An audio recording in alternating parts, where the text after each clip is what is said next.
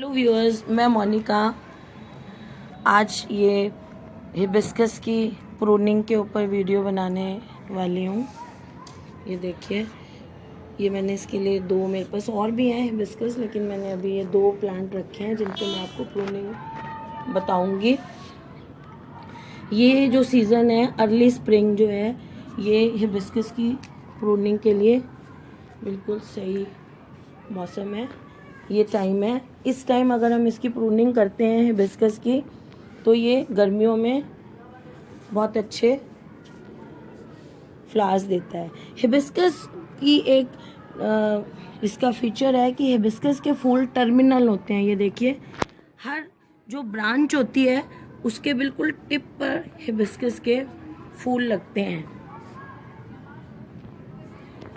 तो हिबिस्कस के फूल हर एक ब्रांच के टिप पर लगते हैं। तो पेड़ में जितनी ब्रांचेस होंगी उतने ज़्यादा फूल लगेंगे। अब जैसे ये पेड़ है, इसमें एक या दो या तीन ब्रांच होंगी, तो उन दो या तीन ब्रांचेस के टिप पर ही फूल लगेंगे।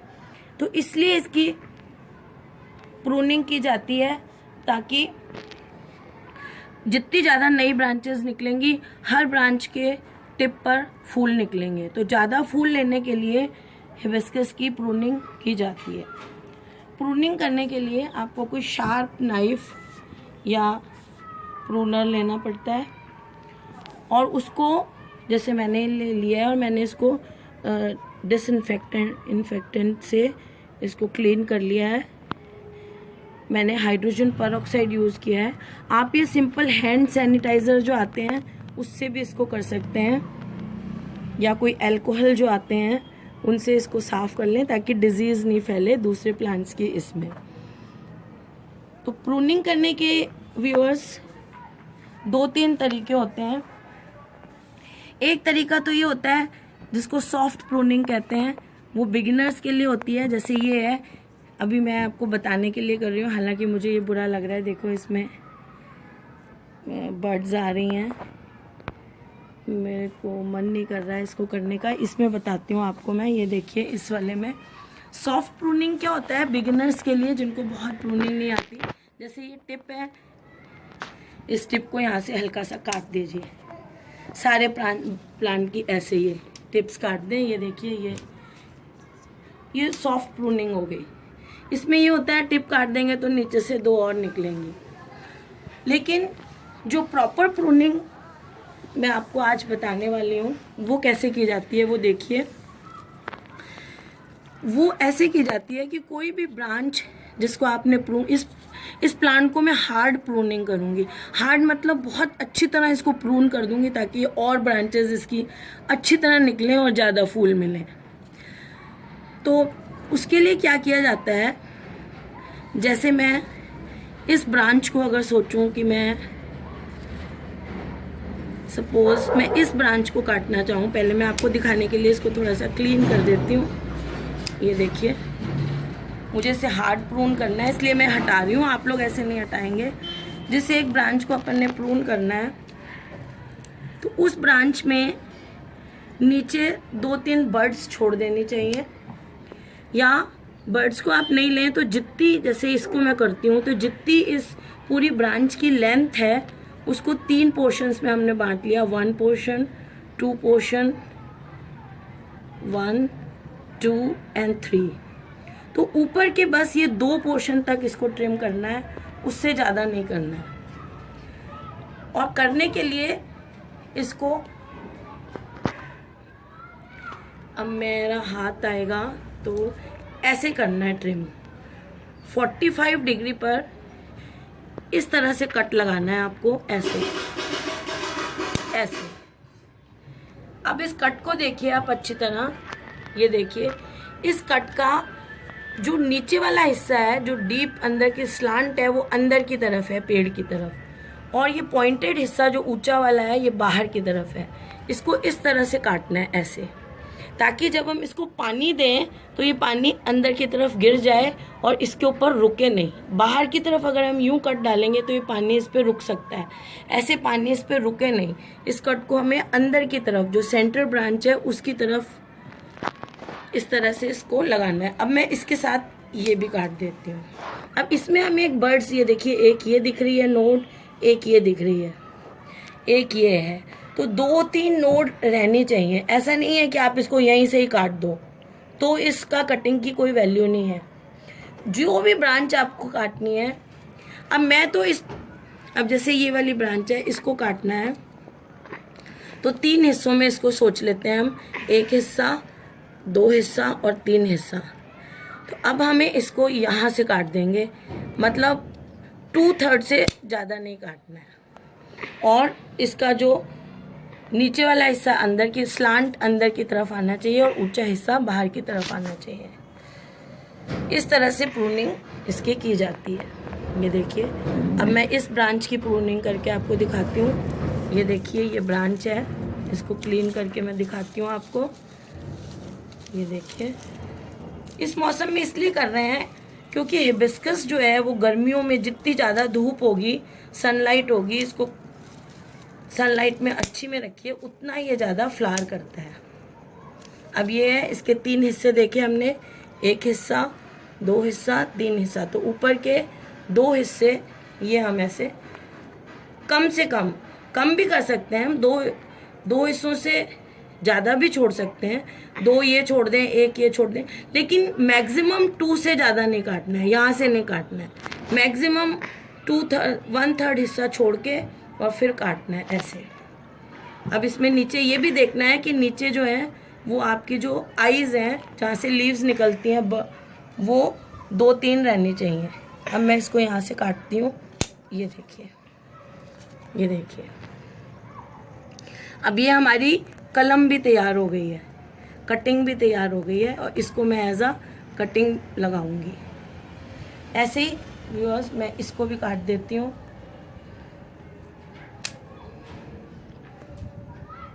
इस वाले की मैं बहुत हार्ड प्रूनिंग कर रही हूँ, आप लोगों को ज़रूरी नहीं है कि आप इतनी हार्ड प्रूनिंग करें। मैं इसकी ये भी काट रही हूँ, ज़्यादा प्रूनिंग कर रही हूँ मैं इस वाले प्लांट की। या चलिए रहने देती हूँ, ये सेंटर वाली ब्रांच इसकी छोड़ देती हूँ। तो ये देखिए, इस तरह से इसकी प्रूनिंग मैंने की है व्यूअर्स। अब जहाँ मैंने ये काटी हैं उनके नीचे से 2-2, 3-3 ब्रांचेस और निकलेंगी, और ये मेरा प्लांट जो है, जो आपको अभी ऐसा दिख रहा है, वो बाद में इसकी देखिए मैंने इनकी प्रूनिंग करी हुई है। इसको भी मैं काट देती हूँ। इसको भी देखिए व्यूअर्स, ये ध्यान रखिएगा जैसे मैंने बताया है कि स्लांट अंदर की तरफ होना चाहिए। इसको भी मैं काटना चाह रही थी, लेकिन इसमें देखिए बर्ड्स आ रही हैं। इसको मैं 1-2 दिन ठहर के, जब ये फ्लावर खिल चुकेगा उसके बाद काटूंगी, तो ताकि ये यहाँ से काट दूंगी इसको मैं। अब मैं व्यूअर आपको बताना चाह रही हूँ कि ये जो मैंने ये जो ब्रांच काटी थी, ये आप एक सबसे इम्पॉर्टेंट चीज़ है कि जो आप ब्रांच ये काटते हो उसको यूँ नहीं करना है, ऐसे ही रहने देना है। तो उसके लिए एक तो सिंबल ये पता चलता है, जो हमने यहाँ से 45 डिग्री पे काटा है, इसका मतलब हमने इसको यूँ काटा है। और दूसरी चीज़, ये आपको ये लीव्स के ये स्टेम जो है ये ऊपर की तरफ दिखेंगे, इससे पता चलेगा कि ये यूँ है। अब दूसरी चीज़ ये है कि इसको लगाने के लिए अब मैं ये नीचे की इसकी बार्क है, इसको थोड़ा थोड़ा छील दूँगी।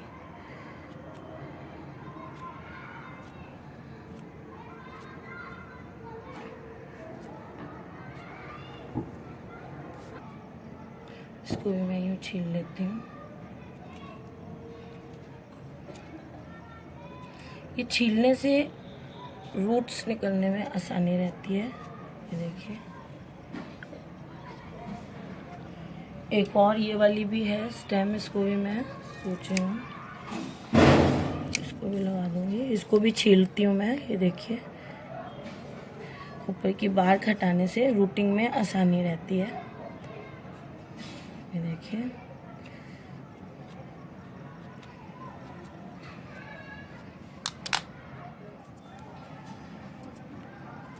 बस थोड़ा थोड़ा इसको मैंने कर दिया है।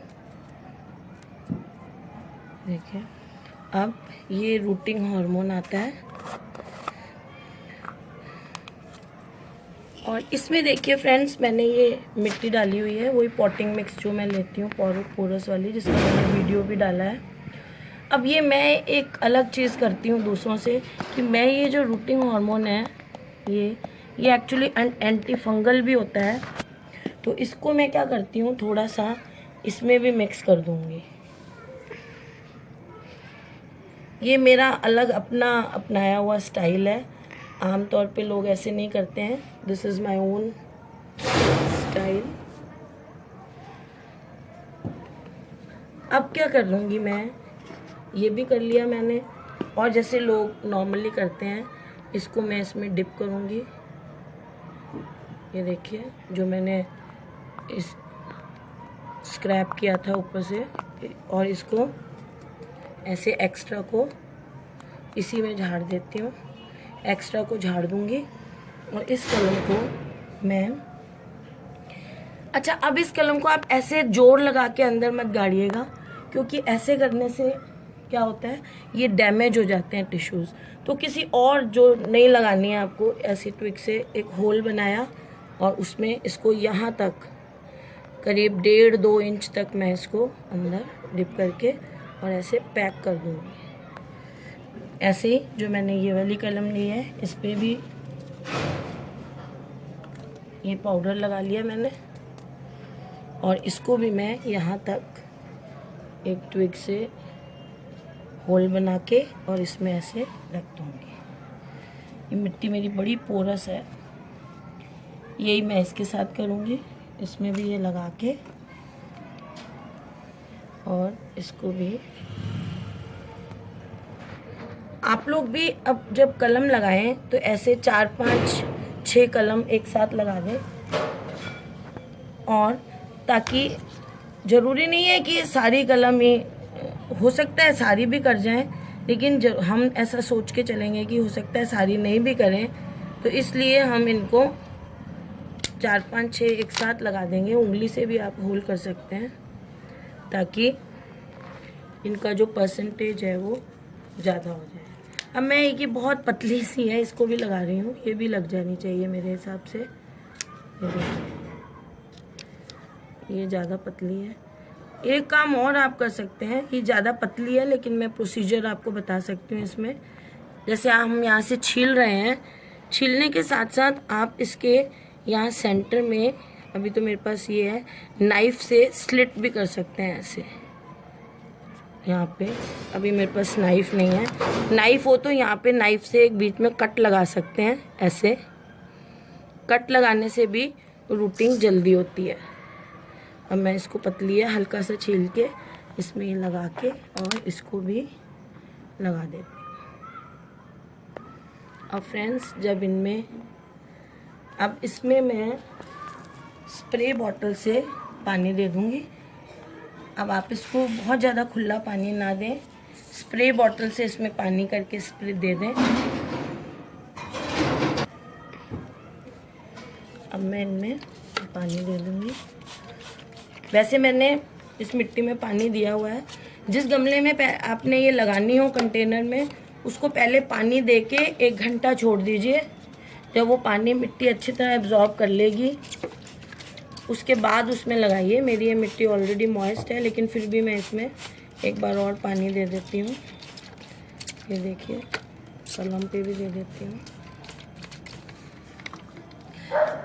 अब मैंने इसमें थोड़ा सा मिलाया हुआ है इंसेक्टिसाइड भी, इसलिए मैं कलम पे दे रही हूँ। नहीं तो कलम को आप गीली मत करिएगा, क्योंकि गीली करने से उसमें फंगल इन्फेक्शन लगने का। मेरे इसमें एंटी फंगल सोल्यूशन मैंने मिलाया हुआ है, इसलिए मैंने कलम पे भी कर दिया है। नहीं तो आप इसको कलम पे मत करिएगा, सिर्फ मिट्टी को गीली करना है। और उसके बाद इसको किसी छाया वाली जगह में रखना है, और हो सके तो इसे एक पॉलीथीन में, मेरे पास अभी मैं लेके नहीं बैठी हूँ पॉलीथीन, मैं भी इसको एक पॉलीथीन से ऐसे कवर कर दूँगी। जैसे मैंने आपको अपनी अडेनियम की ग्राफ्टिंग की वीडियो में बताया था, उसी तरह से इसको एक पॉलीथीन से कवर करके और यहाँ से बांध दूँगी, ताकि इसका मॉइस्चर लॉस नहीं हो, और इसको छाया में रख दूँगी। और इसको ध्यान से देखेंगे, और जब इसमें स्प्राउट होगा तो मैं दिखाऊँगी। मेरे ख्याल से 2 से 3 हफ्ते लगने चाहिए इसके स्प्राउटिंग में। जब भी स्प्राउटिंग होती है तो मैं इसको दिखाऊंगी। थैंक यू फ्रेंड्स, अगर आपको मेरा ये वीडियो अच्छा लगा तो इसे लाइक ज़रूर करिएगा और मेरे चैनल को सब्सक्राइब करिएगा। Bye friends.